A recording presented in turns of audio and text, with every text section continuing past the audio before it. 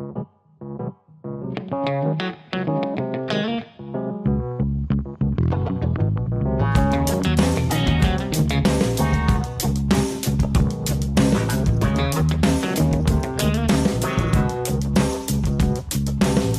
Guy, welcome back CBS Beyond the Gates. The Beyond the Gates CBS Spoilers channel specializes in analyzing, theorizing, and discussing plot points in the series from the perspective of a longtime fan. This allows viewers to gain deeper, more objective and interesting insights. Subscribe to the channel to stay updated on the latest news about the series. Reveal Haley Lawson no longer treats her plan like a fleeting dark thought, or a reckless impulse fueled by anger. It has become a precise route she follows with chilling patience, feeding it day after day until it feels inevitable. Bill Hamilton remains the center of everything she calculates, not only because he is the husband she once tried to poison, but because he represents the power and wealth she believes should belong to her completely. In Haley's mind, removing Bill is not a crime. It is the final step in a transfer she has already justified to herself. What makes her mission more dangerous now is the creeping sense that Bill might be starting to see through her. A glance held a second too long, a question asked at the wrong moment.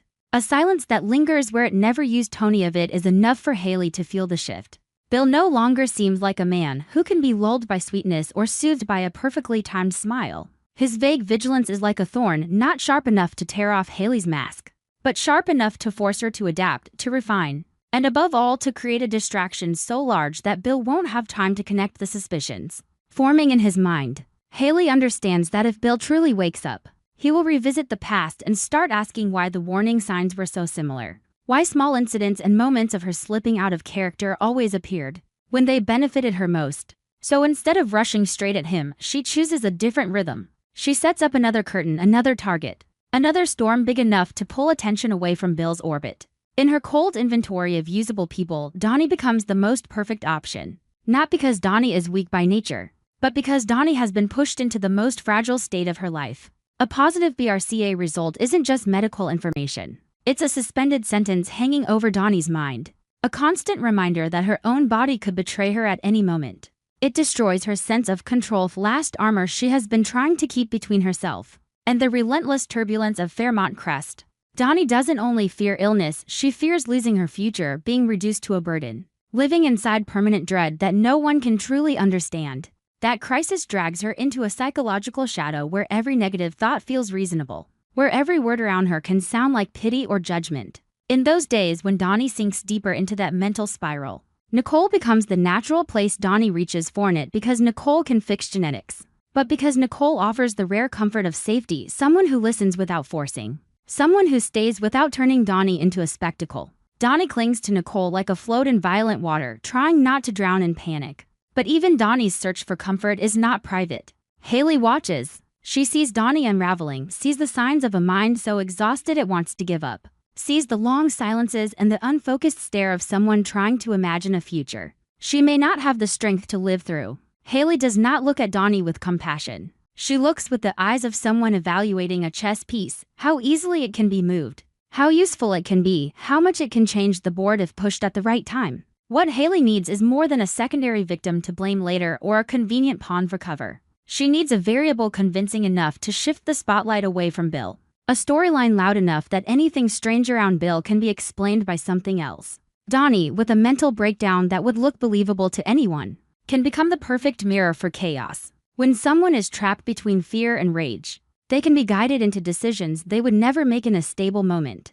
Haley understands that and she waits. She lets Donnie become tired enough to crave any hand reaching out, helpless enough to believe in someone who seems to understand her. When Haley approaches Donnie, she chooses the tone of calculated, counterfeit empathy. She doesn't rush in with advice or preach from above. She appears at the right time, in the right space, as if she simply noticed Donnie struggling and wanted to share the weight. She offers just enough concern to make Donnie feel seen, but not so much that it feels suspicious. In the way Haley studies Donnie, in the careful softness she performs, she sends a message Donnie is starving to receive. Donnie has the right to be angry, the right to be terrified, the right to feel that the world is unfair. That validation is what loosens Donnie's defenses, because Donnie has been living as if every emotion is a liability, afraid of being labeled weak, afraid of being dismissed as dramatic, afraid of being judged for not staying strong. Haley makes Donnie feel that her collapse is allowed, And the moment Donnie begins to believe Haley is the one person who won't demand she keep her mask on,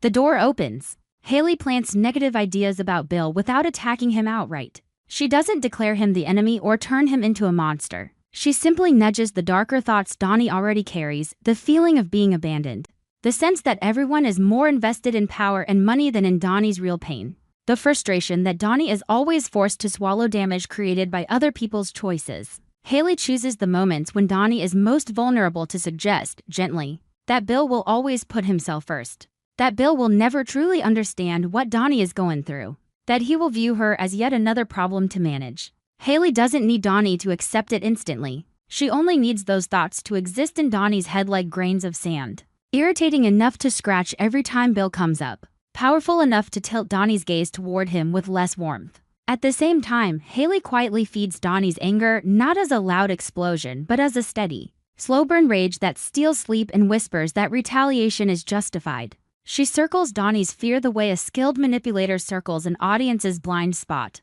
turning dread into something she can steer. Donnie fears the future, so Haley reshapes that fear into resentment toward the present. Donnie fears her body betraying her, so Haley makes it feel as if people are betraying her too. Donnie fears losing everything, so Haley frames control as something Donnie must seize back at any cost. And when a person is both afraid and furious, they can be pushed toward an action that seems small but carries consequences far larger than they can see. Right when Donnie is at her most exposed, Haley suggests an action that seems harmless aimed at Bill. She never calls it revenge and never labels it an attack. She wraps it in logic, a small move to make Bill pay attention, a minor jolt to make him pause. A way for Donnie to feel she can still affect the world instead of waiting for fate to crush her. Donnie, overwhelmed and desperate for any sense of agency, treats that suggestion like an escape hatch. It gives her the illusion she can do anything relieve the helplessness. Donnie agrees, not because she wants to destroy Bill, but because she wants to remind herself she still exists, still has choices,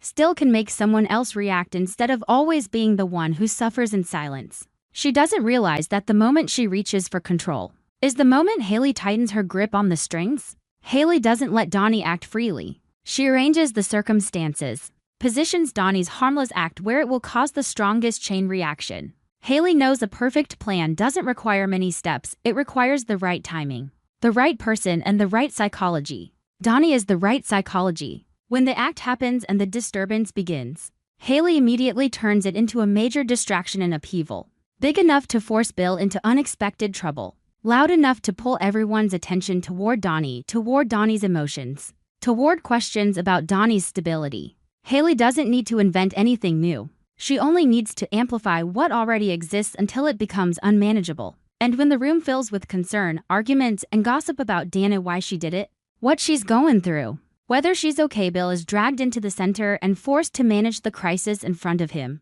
He has no time to look down at the stage floor and notice the strings being pulled. Bill, already uneasy about Haley, is now fully distracted by the sudden fallout. He has to respond quickly, protect his image, control damage, contain a mess that threatens to spill beyond the gates of Fairmont Crest. In the exact moment Bill is consumed by the surface chaos, Haley gets what she needs most, an opening. And Haley doesn't waste it. She moves in the shadows of that commotion, calm in a way that is almost inhuman, as if everything is unfolding exactly according to a private schedule in her head. For Haley, it isn't just an opportunity. It's proof she can bend the attention and emotions of everyone around Bill, using them like fog to hide what she's doing. As Haley pushes the plan forward, another part of her focus locks onto Donnie with a similar coldness. If Bill is the core of wealth and power, Donnie is either an obstacle or a key, depending on how Haley manipulates her. The idea that Donnie could become the next target doesn't strike Haley like a sudden shock. It feels like a pre-drawn turn in the road, waiting for the right moment. Haley wants to seize everything and to seize it cleanly. She must remove any variable that could destabilize the outcome. Donnie, with fragile health and a collapsing mind, is both easy to use and easy to weaponize as an excuse. If disaster hits, people can blame Donnie's breakdown, Donnie's lack of control, Donnie's emotional volatility. Haley can make Donnie carry the storm without Donnie ever realizing she was placed there, as protection for Haley herself. But human beings do not always remain obedient inside the roles someone else assigns them. After the distraction erupts, Donnie begins to feel uneasy. At first it's only a vague discomfort, like an itch under the skin, a wrongness she can't name. She tries to reassure herself that she did the right thing, that it was just a moment of emotion, that she is allowed to react. Yet the harder she tries to convince herself, the more she senses something doesn't fit. She remembers how smoothly Haley guided her, how perfectly timed Haley's support was, how it felt as if the path had been arranged before Donnie even understood she was stepping onto it.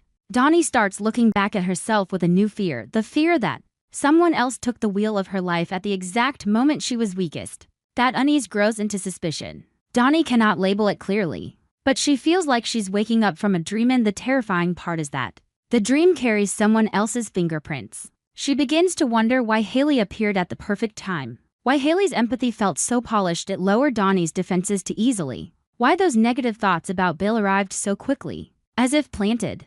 Donnie is still drowning in BRCA fear, still wrestling with her body and her future. But now another dread joins the pile, the dread that she was used while she was bleeding inside. She turns again toward Nicole, searching for the familiar safety. But even comfort cannot erase the sense that another shadow is moving closer. Meanwhile, Haley keeps her face perfectly calm. She shows no visible triumph. She knows the smartest people aren't always defeated by truth, they are defeated by their own feelings. If Donnie starts to suspect, Haley can simply push Donnie to believe it's just panic, just BRCA anxiety, just overthinking. Haley can turn Donnie's unease into proof that Donnie is not okay. And if Donnie begins doubting herself, she won't have the strength to doubt Haley. That is what makes Haley's scheme sealed from the inside. It isn't only manipulation of action, but manipulation of Donnie's trust in her own perception. Bill, though distracted by the unexpected crisis, does not completely lose his instincts. His suspicion behaves like a compass needle twitching whenever Haley is near, whenever she is too timely, too composed, too flawless amid disorder. He doesn't have hard evidence, but he feels that what just happened isn't random. He looks at Donnie and sees real pain, but he also senses another hand behind it. A hand that touched Donnie's wound and pressed down harder. Bill can't name it yet, and the ambiguity itself traps him, forcing him to fight the visible fire while Haley digs tunnels beneath the ground. The tension at Fairmont Crest therefore doesn't come only from a murder plot being quietly executed, but from the collision of fractured minds. Donnie is trapped inside fear of her own body. Nicole tries to be a lifeline while being dragged into the emotional undertow. Bill struggles to hold control under sudden pressure. And Haley keeps moving forward like someone who no longer believes she can lose. Each of them is fighting an internal war. But Haley's war is the most dangerous because it isn't a conflict inside her. It is a plan already legalized in her conscience. Haley no longer asks whether she is wrong. She only asks how to win. In the long, suffocating night, Donnie feels as if the BRCA fear has turned into fog over everything, blurring who is safe and who is using her. She wants comfort, and fears comfort is another trap. She wants to believe she is still herself and yet can't ignore that she did something unfamiliar. As if someone placed a decision in her hands and told her it was hers. And as Donnie begins to sense that something is wrong, she doesn't realize that this exact awakening was something Haley anticipated from the beginning. Suspicion will come. But suspicion that comes late, inside chaos, rarely saves anyone in time. Donnie's most dangerous slip isn't the act she committed. It's the moment she begins to replay it and recognize the pattern. If Donnie speaks, if she looks directly at Haley instead of blaming herself, one vital link in Haley's chain could snap. But Donnie is still fragile, and Haley is still close enough to touch her fear whenever she wants. Bill, although he senses the shape of something rotten, still lacks enough certainty to rip the curtain down. In the end, the suffocating suspense doesn't come only from what Haley is about to do, but from the question of who will wake up first before it's too late. Donnie feels unease, Bill feels suspicion. Nicole feels helplessness as she stands between Donnie's crumbling psyche and Haley's cold, unnamed intensity. And Haley, inside her dangerous silence, is ready to exploit every opening Donnie's panic and Bill's distraction create. Just as Donnie is about to cling to something solid and tell Nicole she feels she was guided, push-edge notices a tiny detail in the chain of events. A detail that turns her blood cold because it cannot be coincidence. If she is right, then the person closest to her during her weakest days may be the one who pushed her to the edge. Donnie understands that if she speaks, Haley will know Donnie has started connecting the pieces. But if she stays silent, Haley will have more time to complete the next step aimed at Bill.